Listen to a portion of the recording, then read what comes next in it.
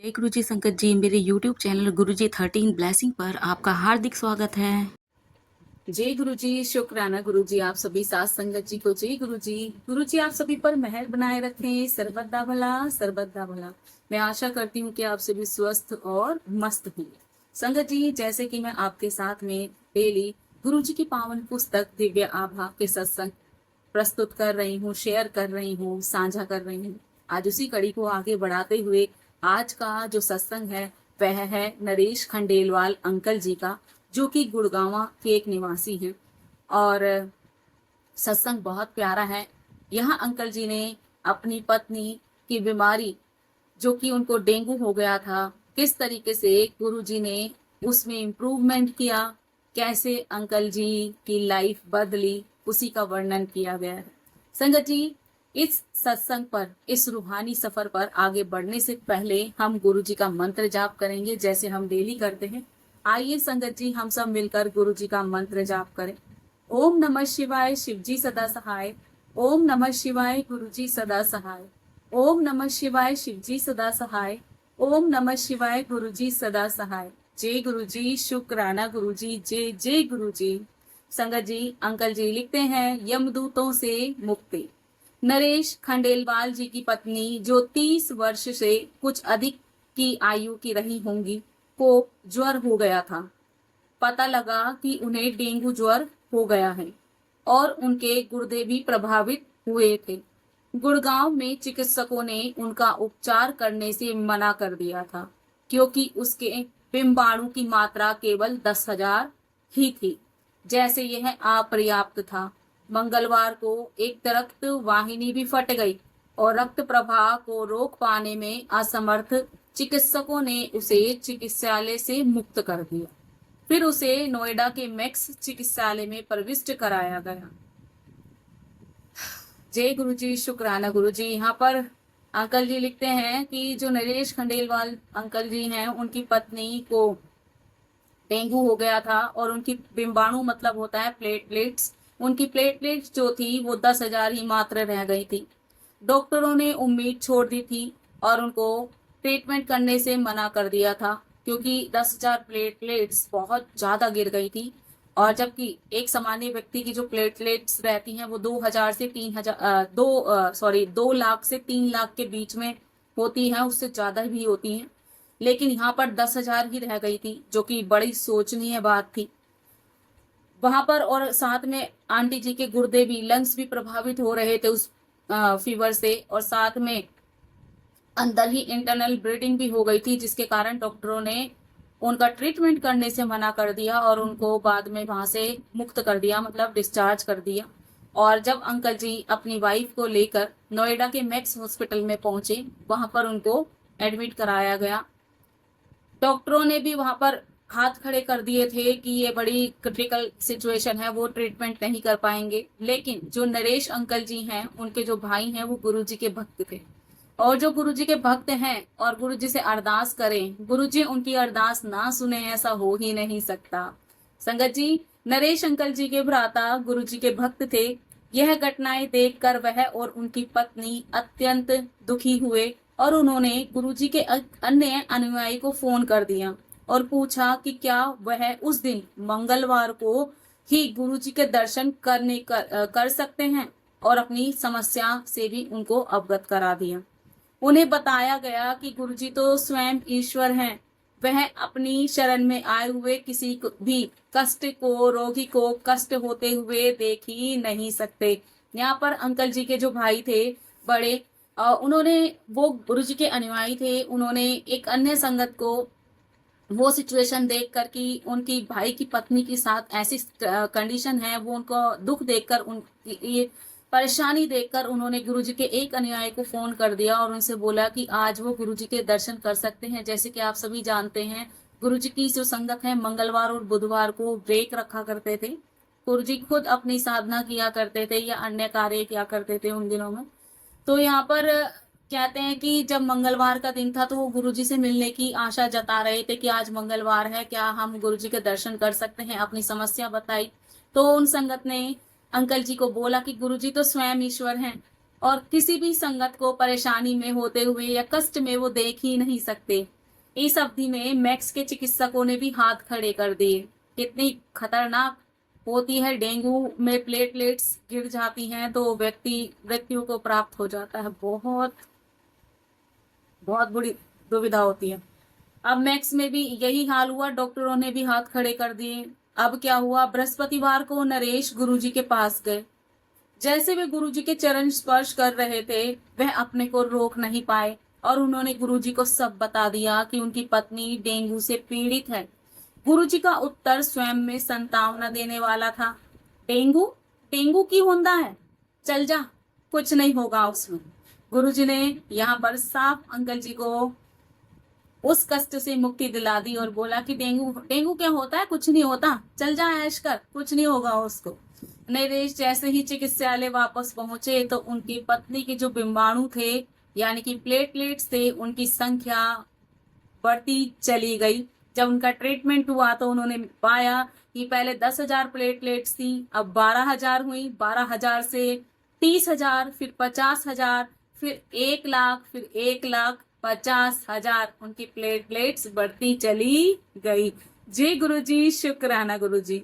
गुरुजी के आशीर्वाद से उसके शरीर के उपचार की प्रतिक्रिया प्रारंभ कर दी गई। अब डॉक्टरों को भी ये हो गया कि एकदम से चेंज हुआ, उनके प्लेटलेट्स बढ़ते चले गए, तो डॉक्टरों ने भी अब ट्रीटमेंट करना जारी रखा। पहले हाथ खड़े कर दिए थे कि वो ये सिचुएशन में नहीं संभाल पाएंगे, लेकिन जैसे ही गुरुजी के दर्शन हुए और गुरुजी ने बोला कि डेंगू डेंगू क्यों होता है, कुछ नहीं होता डेंगू, जब कुछ नहीं होगा उसको, क्योंकि गुरुजी ने उनको वहीं से नया जीवन दान दे दिया था, ब्लेस कर दिया था।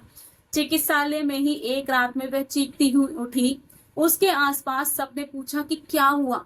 उसने स्वप्न में देखा था कि 3 काले मनुष्य उसको खींच कर ले जा रहे थे और वह बचाने के लिए पुकार रही थी, किंतु उसके रब सब और खड़े हुए समूह से कोई कुछ नहीं कर पा रहा था। फिर उसने गुरुजी को पुकारा, वह आए, यमदूत चले गए और वह बच गई। यह स्वप्न उसने 2 बार देखा और उसे प्रतीत होने लगा कि उसे गुरुजी ने ही नया जीवन दान दिया है। केवल वह ही ऐसा कर सकते हैं। 1 सप्ताह में उसके चिकित्सालय से मुक्ति मिल गई और उसके गुर्दे ठीक करने के लिए उसे डायलिसिस पर डाला गया।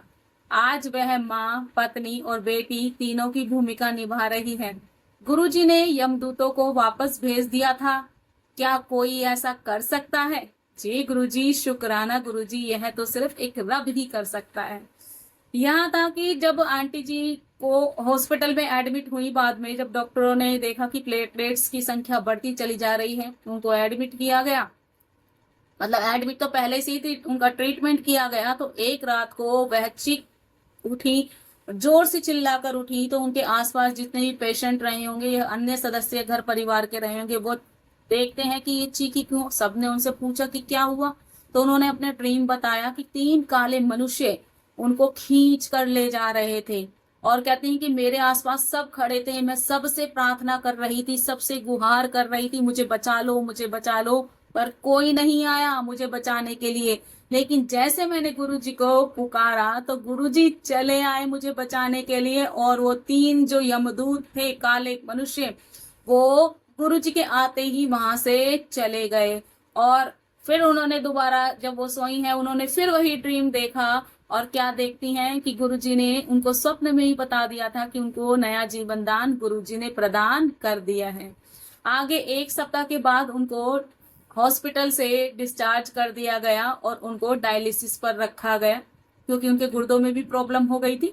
बाद में आज वो संगत जी, आज वो अपनी माँ, एक माँ होने का कर्तव्य, पत्नी होने का कर्तव्य और एक बेटी होने का कर्तव्य, जो कि सबसे पहले आप सभी जानते हैं, जब एक कन्या का जन्म होता है सबसे पहले वो किसी की बेटी बनती है, फिर विवाह होता है तो किसी की पत्नी बनती है, बच्चे का जन्म होता है तो फिर वो माँ बनती है, और जब बच्चे की शादी हो जाती है तो वो एक सास के रूप में अलग अलग भूमिकाएं निभाती हैं। जिस तरीके से पुरुष निभाते हैं वैसे ही एक स्त्री भी अपनी अलग अलग भूमिका निभाती है। वो तीनों भूमिकाएं, माँ, पत्नी और बेटी, तीनों भूमिकाएं वो बखूबी आज भी अच्छे तरीके से निभा रही हैं।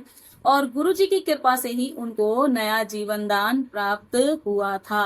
ये कौन कर सकता है? यह सिर्फ रब ही कर सकता है और कोई नहीं कर सकता।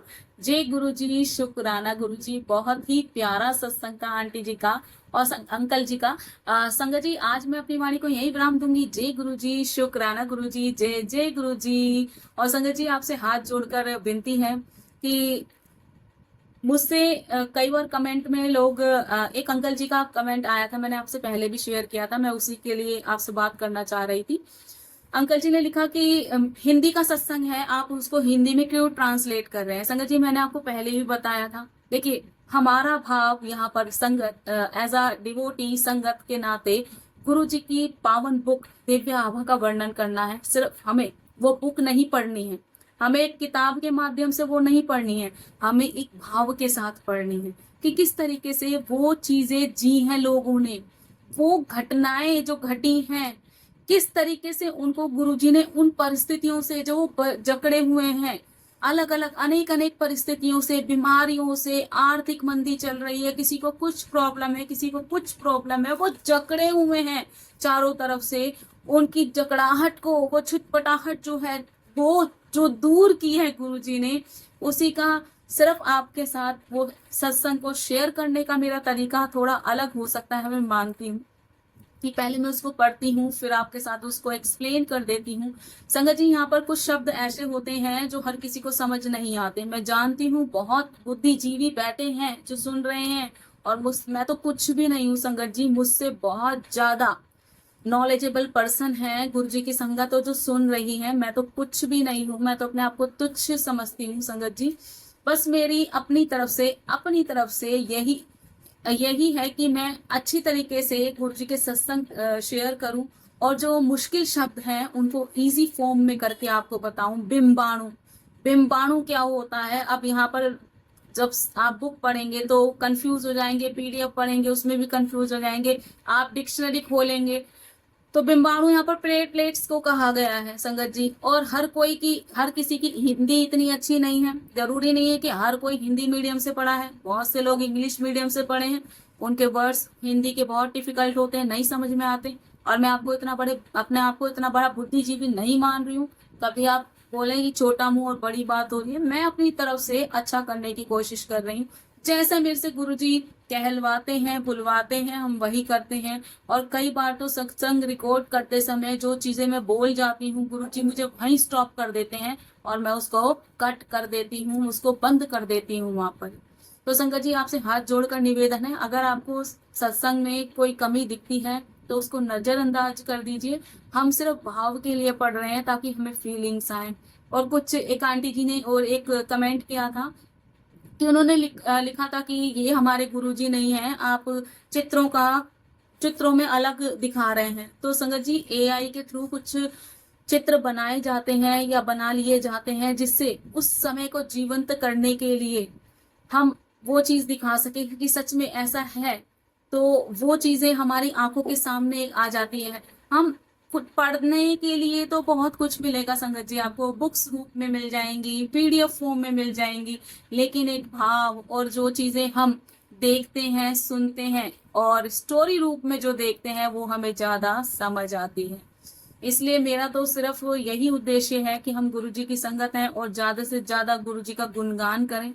झूठ में बोलती नहीं हूँ संगत जी, जो मैं हूँ, जैसे मैं आपको अभी दिख रही हूँ वैसे ही मैं अंदर से भी हूँ, मेरी आत्मा भी वैसे ही है। झूठ मुझे पसंद नहीं है, ना ही मैं गुरु जी के नाम पर कोई झूठ बोलना चाहती।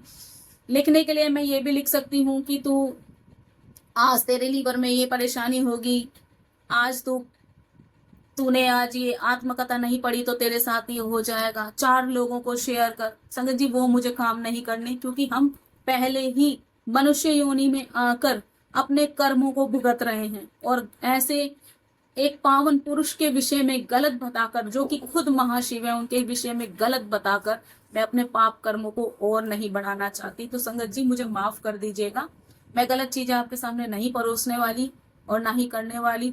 जिन संगत को लगता है कि मैं सत्संग, उन्होंने लिखा कि मैं बकवास कर रही हूँ और टाइम वेस्ट कर दिया उनका, तो उसके लिए मैं माफी चाहूंगी। अगर आपका टाइम वेस्ट हो रहा है तो संगत जी, आप पीडीएफ फॉर्म में सुन लीजिए, क्योंकि हर कोई, क्या बोलूं मैं संगत जी, क्योंकि गुरुजी ने खुद कहा था सिर्फ 5% ही उनकी रियल संगत है, बाकी 95% भीड़ है।